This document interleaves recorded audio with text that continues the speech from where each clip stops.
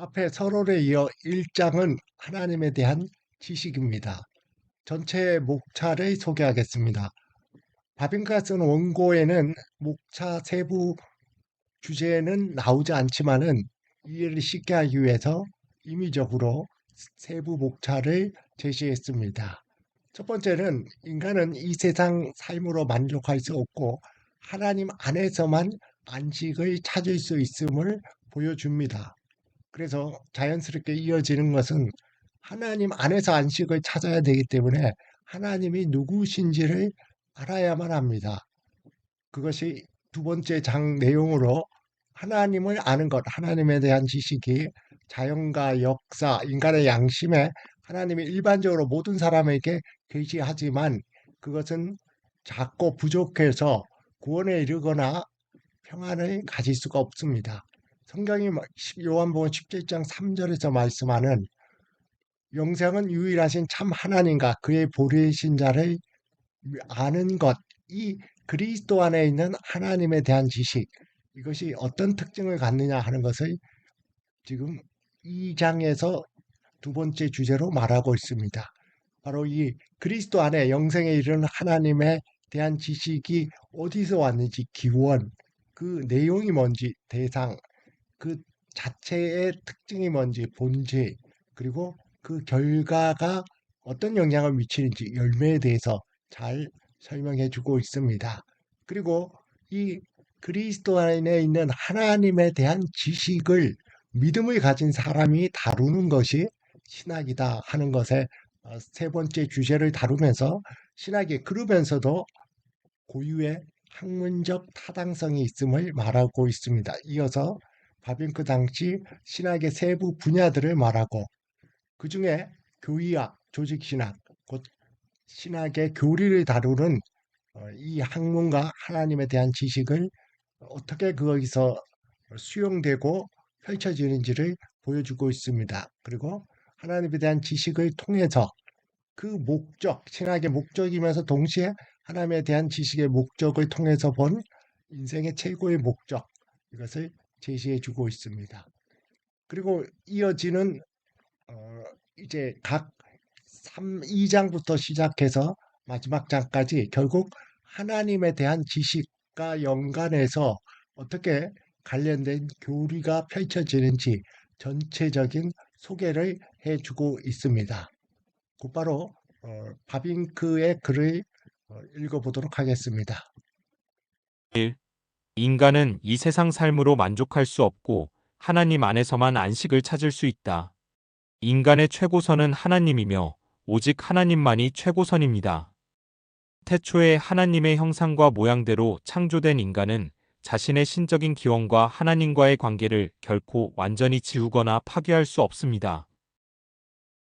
비록 죄를 통해 이 하나님의 형상 속에 있는 지식, 의로움, 거룩함의 속성을 잃어버렸지만 타락한 인간 안에는 여전히 작은 잔재가 남아 있습니다. 타락했음에도 불구하고 인간에게 남아있는 이 작은 잔재는 타락 전에 가졌던 순수함이나 원의가 상실되었음을 충분히 보여주지만 네덜란드 신앙 고백 14조 1561년 동시에 인간이 타락 전에 가졌던 위대함을 증거하고 인간의 신성한 소명과 천상적인 운명을 끊임없이 상기시켜줍니다. 여기서 바빙크는 하나님의 형상으로 인간이 창조되었지만 타락하여 잃어버린 것, 다른 말로 표현한다면 거듭난 성도들이 하나님의 형상을 회복하는 것을 하나님을 아는 지식과 의로움, 거룩함으로 표현했습니다.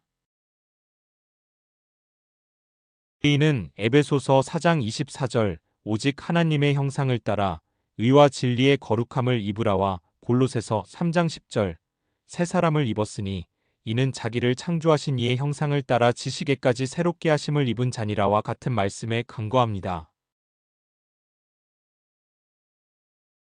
인간의 삶과 모든 노력에서 이 세상 전체가 그에게 충분하지 않다는 것이 분명합니다. 동물과 함께 그는 감각적 지각과 의식을 가졌지만 그 이상으로 이성과 지성을 갖고 있어 보이지 않는 영원한 것들에 대한 의식을 가지고 있습니다. 따라서 인간은 동물과 마찬가지로 감각적 식욕과 음식과 음료, 빛과 공기, 일과 휴식에 대한 욕구를 가지고 있지만 이성과 양심의 인도를 받아 보이지 않는 영적이고 영원한 선들에까지 확장되는 의지를 부여받았습니다. 성경에 따르면 감각, 이성 의지는 사람의 마음에 뿌리를 두고 있으며 하나님은 그 안에 영원한 것을 두셨습니다. 전도서 3장 11절 하나님이 모든 것을 지으시되 때를 따라 아름답게 하셨고 또 사람들에게는 영원을 사모하는 마음을 주셨느니라. 그러나 하나님이 하시는 일의 시종을 사람으로 측량할 수 없게 하셨도다. 영원한 것을 의식할 수 있는 곳이 바로 이 마음이며 이로부터 생명이 나오므로 만물보다 먼저 그리고 무엇보다도 마음을 지켜야 합니다. 잠언 4장 23절 모든 지킬 만한 것 중에 더욱 내 마음을 지키라 생명의 근원이 이에서 남이니라. 따라서 사람이 영혼을 잃으면 집과 밭을 얻고 온 천하를 얻어도 전혀 유익하지 않습니다. 마태복음 16장 26절 사람이 만일 온 천하를 얻고도 제 목숨을 잃으면 무엇이 유익하리요 사람이 무엇을 주고 제 목숨과 바꾸겠느냐. 아무리 강한 사람이나 피조물일지라도 자신이나 다른 사람의 생명을 대속할 수 있는 것은 없습니다. 시편 49장 8, 9절 그들의 생명을 속량하는 값이 너무 엄청나서 영원히 마련하지 못할 것임이니라. 그가 영원히 살아서 죽음을 보지 않을 것인가. 인간의 마음을 만족시킬 수 없다는 것은 물질적 보물과 감각적 쾌락뿐만 아니라 지식과 예술, 참되고 선하고 아름다운 것, 인간성, 문명 또는 문화라는 이름으로 요약되는 이상적인 재화에도 적용됩니다. 성경에서 이러한 세상의 재화는 결코 멸시되지 않고 오히려 매우 귀중하게 여겨집니다. 그러나 그것들은 오직 하나님을 경외하는 것을 출발점으로 삼을 때에만 그 진정한 가치를 얻게 됩니다. 잠언 1장 7절 여호와를 경외하는 것이 지식의 근본이거늘 미련한 자는 지혜와 훈계를 멸시하느니라. 일반적으로 선하고 진리라고 인정되는 것은 사랑과 연합하여 하나님의 영광을 위해 사용됩니다. 고린도전서 13장 2절 내가 예언하는 능력이 있어 모든 비밀과 모든 지식을 알고 또 산을 옮길 만한 모든 믿음이 있을지라도 사랑이 없으면 내가 아무것도 아니요. 고린도전서 10장 31절 그런즉 너희가 먹든지 마시든지 무엇을 하든지 다 하나님의 영광을 위하여 하라. 일반적으로 진리나 선하다고 인정할 수 있는 것을 포함하여 이 세상 문명과 문화 그 자체를 성경은 멸시하지 않는다는 것에 대해 파빙크가 제시한 해당 성경 구절은 다음과 같습니다. 이 세상에 존재하는 모든 선한 것은 모두 하나님께로부터 왔다는 대표적인 성경 구절, 야고보서 1장 17절, 온갖 좋은 은사와 온전한 선물이 다 위로부터 빛들의 아버지께로부터 내려오나니 그는 변함도 없으시고 회전하는 그림자도 없으시니라. 성막을 처음 제조할 때 하나님이 주신 은사와 연관하여 출애굽기 35장 31절 하나님의 영을 그에게 충만하게 하여 지혜와 총명과 지식으로 여러 가지 일을 하게 하시되 출애굽기 31장 3절 하나님의 영을 그에게 충만하게 하여 지혜와 총명과 지식과 여러 가지 재주로 하나님이 지혜와 지식의 은사를 주시는 것에 대해서 사무엘상 2장 3절 심히 교만한 말을 다시 하지 말 것이며 오만한 말을 너희의 입에서 내지 말지어다 여호와는 지식의 하나님이시라 행동을 달아보시느니라 잠언 2장 6절 대저 여호와는 지혜를 주시며 지식과 명철을 그 입에서 내심이며 잠언 8장 11절 대저 지혜는 진주보다 나음으로 원하는 모든 것을 이에 비교할 수 없음이니라.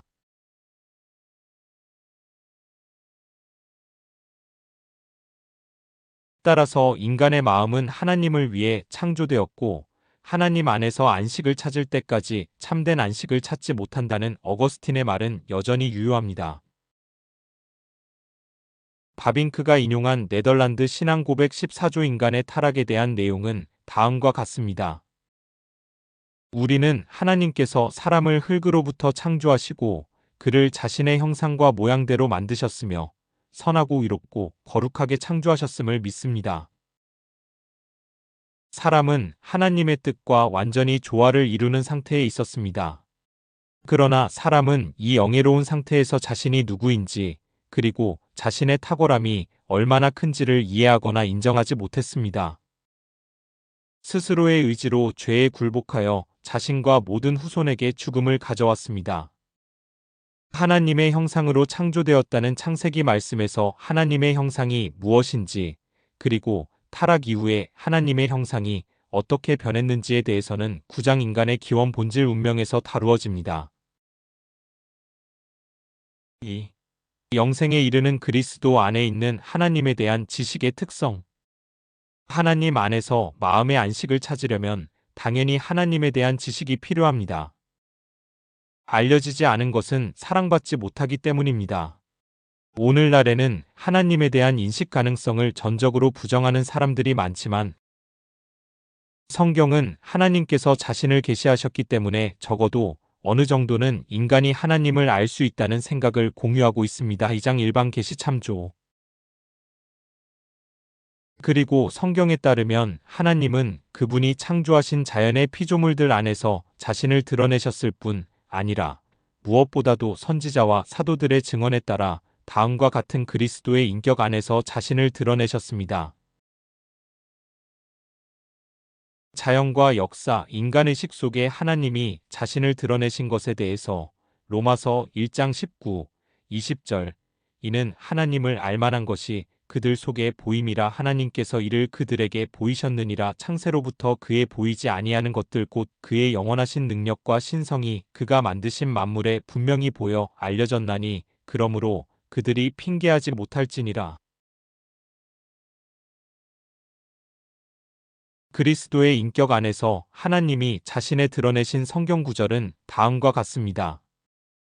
하나님, 아버지의 독생자이시며 하나님이 지극히 사랑하는 아들 그리스도 안에서 자신을 드러내셨습니다.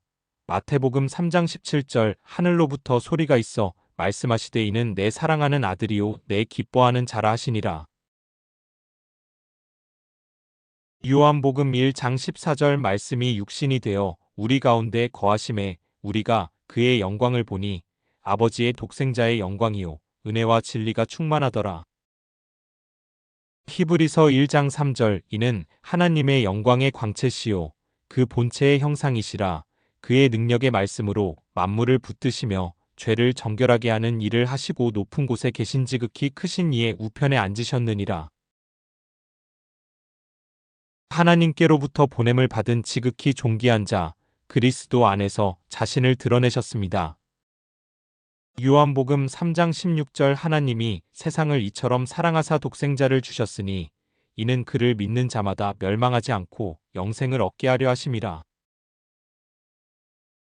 요한복음 17장 3절 영생은 곧 유일하신 참 하나님과 그가 보내신 자 예수 그리스도를 아는 것이니이다. 마태복음 11장 27절 내 아버지께서 모든 것을 내게 주셨으니 아버지 외에는 아들을 아는 자가 없고 아들과 또 아들의 소원대로 계시를 받는 자 외에는 아버지를 아는 자가 없느니라. 따라서 그리스도 안에 드러난 이러한 진리를 통해 아버지의 이름을 온전히 선포할 수 있고 우리에게 유일하신 참된 한 분 하나님이 누구신지가 알려질 수 있습니다. 요한복음 1장 18절 본래 하나님을 본 사람이 없으되 아버지 품속에 있는 독생하신 하나님이 나타내셨느니라. 요한복음 17장 6절 세상 중에서 내게 주신 사람들에게 내가 아버지의 이름을 나타내었나이다. 그들은 아버지의 것이었는데 내게 주셨으며 그들은 아버지의 말씀을 지키었나이다. 요한일서 5장 20절 또 아는 것은 하나님의 아들이 이르러 우리에게 지각을 주사 우리로 참된 자를 알게 하신 것과 또한 우리가 참된 자 곧 그의 아들 예수 그리스도 안에 있는 것이니 그는 참 하나님이시오 영생이시라. 성경에서 증거하는 하나님에 대한 계시 속에서 이러한 그리스도께서 유일하신 참 하나님과 그가 보내진 자 예수 그리스도를 아는 것이 곧 이러한 하나님에 대한 지식이 영생이라고 증거하십니다. 요한복음 17장 3절 영생은 곧 유일하신 참 하나님과 그가 보내신 자 예수 그리스도를 아는 것이니이다. 그리스도 안에 있는 하나님에 대한 지식이 영생이라는 사실은 이 지식은 매우 독특한 성격을 지니고 있으며 이 하나님에 대한 지식이 어디서 왔는지 그 기원과 이 지식의 내용 그 대상, 이 지식이 무엇을 의미하는지 그 본질과 이 지식의 결과가 무엇인지 그 열매에 있어 다른 모든 지식과 다르다는 것이 분명해집니다. 1. 그리스도 안에 있는 하나님에 대한 지식의 기원. 다른 모든 지식은 우리 자신의 노력과 연구를 통해 어느 정도 습득합니다.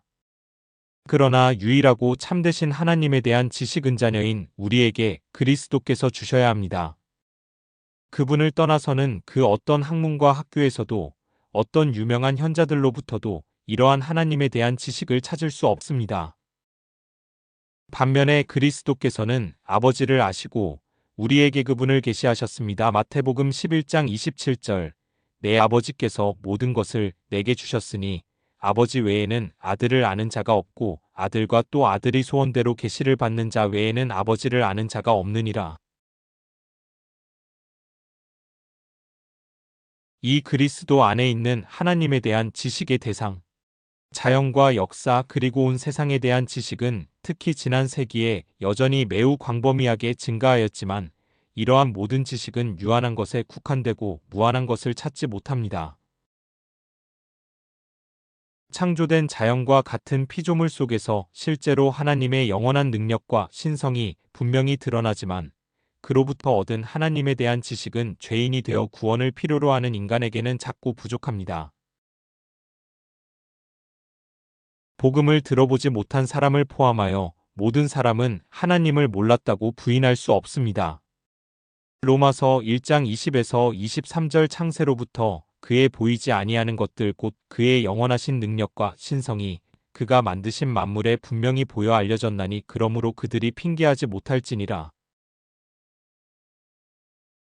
하나님을 알되 하나님을 영화롭게도 아니하며 감사하지도 아니하고 오히려 그 생각이 허망하여지며 미련한 마음이 어두워졌나니 스스로 지혜 있다 하나 어리석게 되어 썩어지지 아니하는 하나님의 영광을 썩어질 사랑과 새와 짐승과 기어다니는 동물 모양의 우상으로 바꾸었느니라.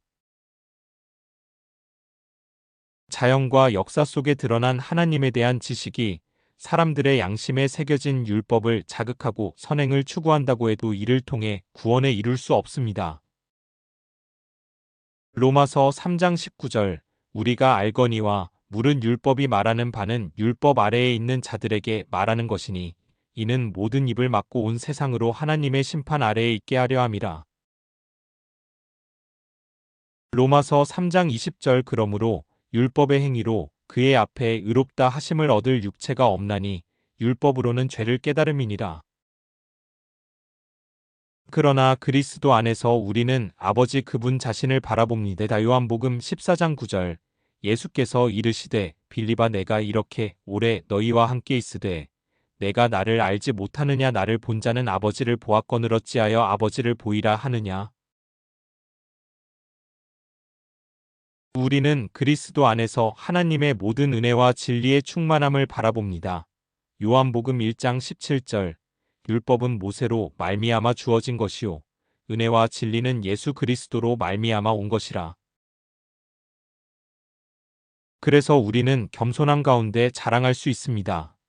우리는 그분을 압니다. 왜냐하면 하나님께서 자신의 우리에게 알려주셨기 때문입니다. 우리는 그분을 사랑합니다.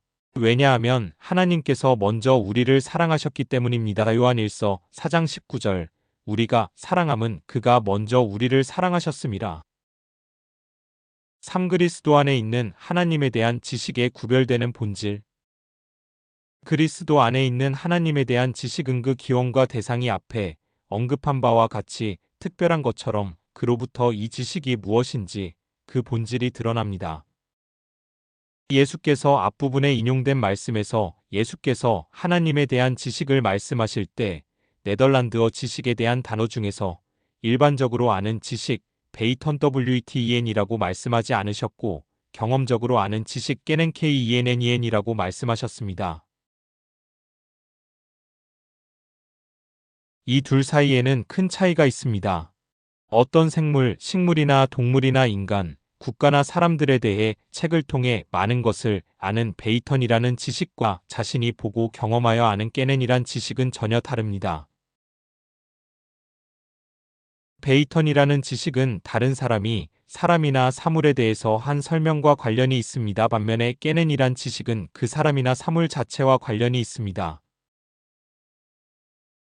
경우에 따라 다른 사람들의 증거를 지적으로만 받아들여 하나님을 믿고 아는 베이턴이라는 지식도 있는데 그것은 지정에 모두가 나오는 인간의 가장 깊은 내면인 마음으로부터 나온 것이 아닙니다. 따라서 구원과 평화를 가져다 주지 못합니다. 오히려 심판을 가중시킵니다. 마태복음 7장 21절 나더러 주여 주여 하는 자마다 다 천국에 들어갈 것이 아니요 다만 하늘에 계신 내 아버지의 뜻대로 행하는 자라야 들어가리라. 누가복음 12장 47절 주인의 뜻을 알고도 준비하지 아니하고 그 뜻대로 행하지 아니한 종은 많이 맞을 것이요. 누가복음 12장 48절 알지 못하고 맞을 일을 행한 종은 적게 맞으리라. 물은 많이 받은 자에게는 많이 요구할 것이요 많이 맡은 자에게는 많이 달라 할 것이니라.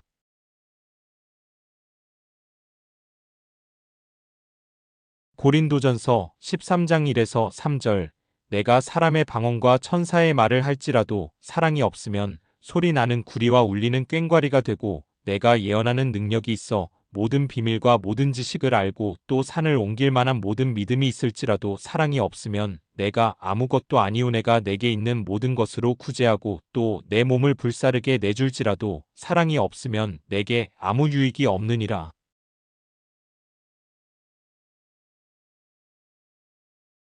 야고보서 1장 47절 누구든지 말씀을 듣고 행하지 아니하면 그는 거울로 자기의 생긴 얼굴을 보는 사람과 같아서. 야고보서 2장 19절 내가 하나님은 한 분이신 줄을 믿느냐 잘하는도다 귀신들도 믿고 떠느니라.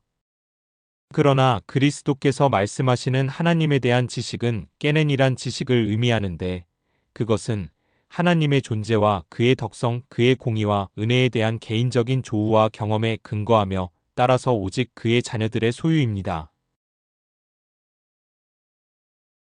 마태복음 5장 8절 마음이 청결한 자는 복이 있나니 그들이 하나님을 볼 것이미요. 마태복음 18장 3절 이르시되 진실로 너희에게 이르노니 너희가 돌이켜 어린 아이들과 같이 되지 아니하면 결단코 천국에 들어가지 못하리라. 요한복음 3장 5절 예수께서 대답하시되 진실로 진실로 내게 이르노니 사람이 물과 성령으로 나지 아니하면 하나님의 나라에 들어갈 수 없느니라. 요한복음 7장 17절 사람이 하나님의 뜻을 행하려 하면 이 교훈이 하나님께로부터 왔는지 내가 스스로 말함인지 알리라. 사그리스도 안에 있는 하나님에 대한 지식의 열매. 마지막으로 작용과 열매에서 하나님에 대한 지식은 네 그렇습니다. 이 지식은 동시에 영원한 생명입니다. 그것은 영국 속담이 학문에 부여하는 능력이 아니며 현대 문화와 기술이 보여주는 것처럼 물질에 대한 영스피런만의 지배도 아닙니다. 그것은 생명, 순수한 생명, 영원한 생명입니다. 그리고 이 생명은 성경에 따르면 평화, 기쁨, 더할 수 없는 행복인 지복을 포함합니다. 그것은 원칙적으로 이미 이 지상에서 주어졌습니다. 그리고 앞으로 모든 죄와 죽음을 완벽하게 이기는 생명입니다. 예수님은 영생과 관련하여 육체에 대하여 나를 믿는 자는 죽어도 살겠고 라고 말씀하셨고 구원받은 영혼에 대해서는 살아서 나를 믿는 자는 영원히 죽지 아니하리라고 말씀하셨습니다. 요한복음 11장 25, 26절 아들을 믿는 자에게는 영생이 있고 아들에게 순종하지 아니하는 자는 영생을 보지 못하고 도리어 하나님의 진노가 그 위에 머물러 있느니라. 요한복음 3장 36절 3.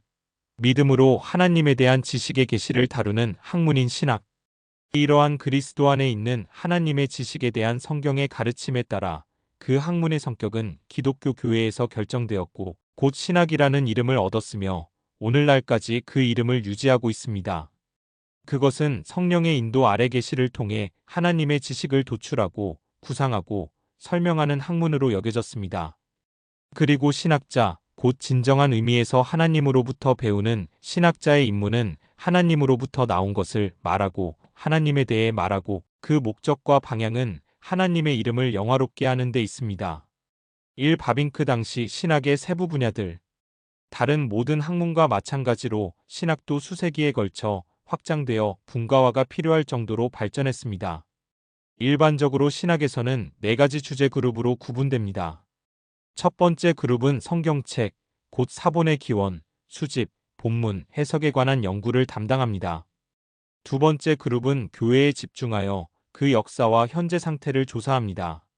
세 번째 그룹은 계시에 포함된 하나님의 지식에 중점을 두며 따라서 계시의 진리 내용과 관련된 모든 분야를 포함합니다. 마지막으로 네 번째 그룹은 그리스도의 교회의 직분에 관한 것으로 그 활동에 대해 설명합니다. 그러나 이 모든 분야들은 서로 다른 영역을 연구함에도 불구하고 예수 그리스도와 그의 복음 속에 있는 유기적 통일성에 의해 지배되고 연결되어 있습니다. 그리고 이 모든 세부 신학 분야를 활성화시키는 하나님에 대한 지식이라는 개념에 의해 독립적인 학문의 지위로 승격되었습니다. 이러한 이유로 신학은 대학에서 시행되는 학문의 영역에서 그 자체의 위치를 가질 권리가 있습니다. 이 학문 영역에는 5개 학부가 포함되는데 신학학부 외에 법학부, 의학부, 수학 및 물리학부, 문학 및 철학부가 있습니다. 이 교의학 조직 신학에서 다루는 하나님에 대한 지식. 따라서 신학적 학문의 세 번째 주제 그룹은 하나님께서 자연과 성경에서 자신을 드러내신 하나님에 대한 지식을 직접적인 대상으로 삼고 이 진리와 가치가 분명하게 드러나도록 인간의 의식 앞에 제시하려고 시도합니다. 골로새서 1장 26에서 27절. 이 비밀은 만세와 만대로부터 감추어졌던 것인데 이제는 그의 성도들에게 나타났고 하나님이 그들로 하여금 이 비밀의 영광이 이방인 가운데 얼마나 풍성한지를 알게 하려 하심이라. 이 비밀은 너희 안에 계신 그리스도시니 곧 영광의 소망이니라. 그러나 물론 하나님에 대한 지식은 진리가 제시되는 사람의 의식에 따라 다른 방식으로 이루어질 수 있고 마땅히 그렇게 되어야 합니다. 성경은 신앙의 상태에 따라 유아에게는 젖을 먹이고 어른에게는 단단한 음식을 먹이라고 말합니다. 고린도전서 3장 2절.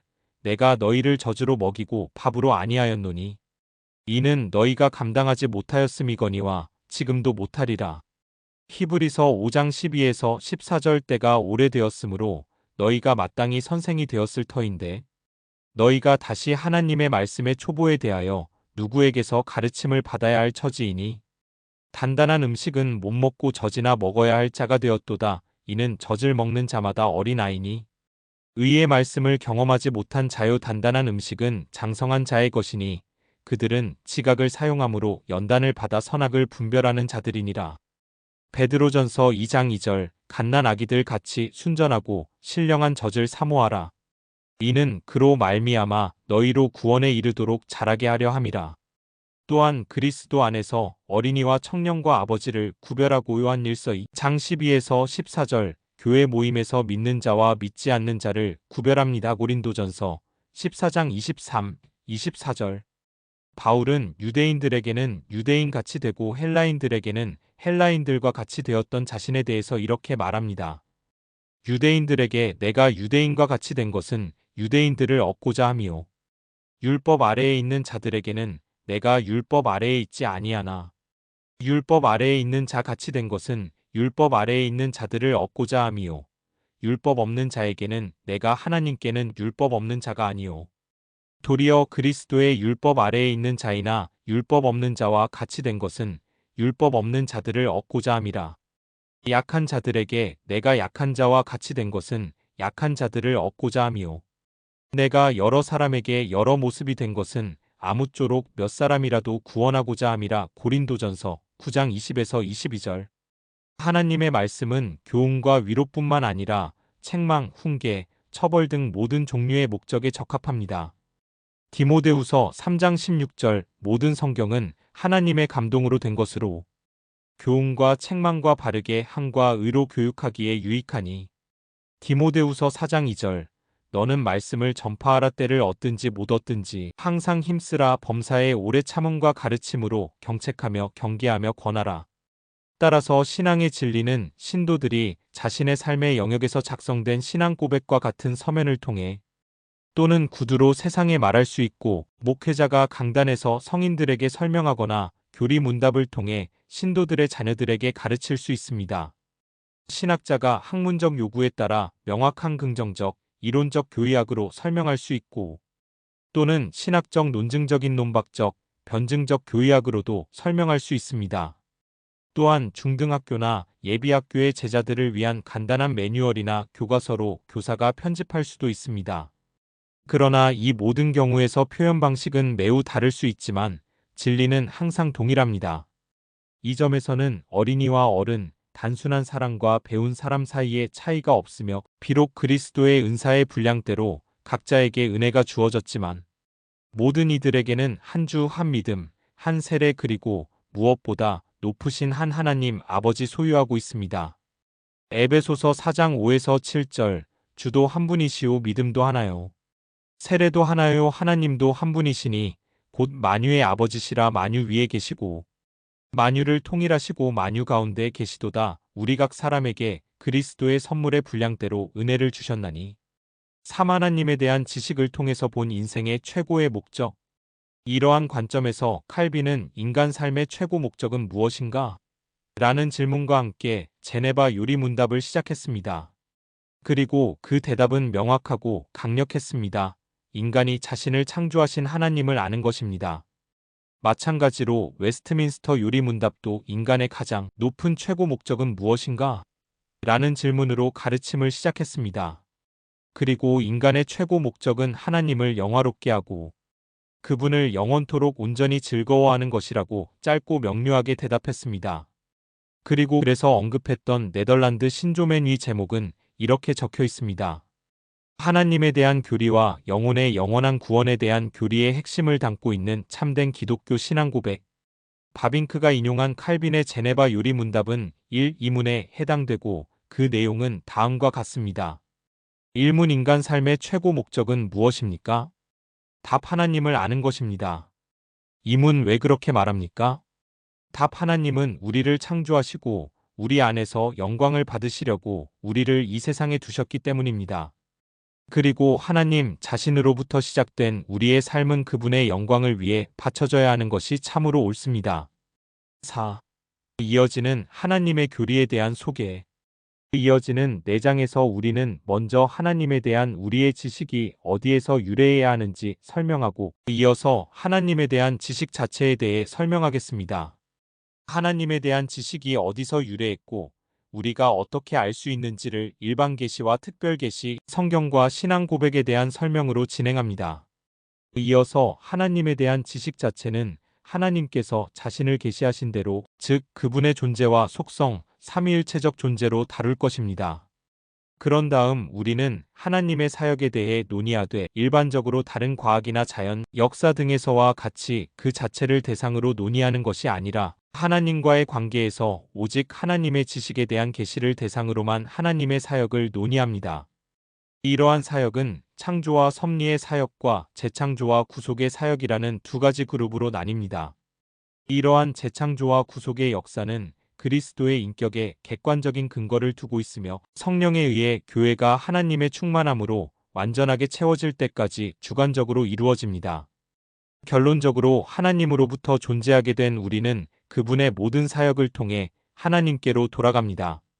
하나님은 모든 것의 알파요 오메가이시며 모든 것은 하나님께로부터 왔으며 하나님을 통해 유지되고 그리고 하나님께로 돌아갑니다.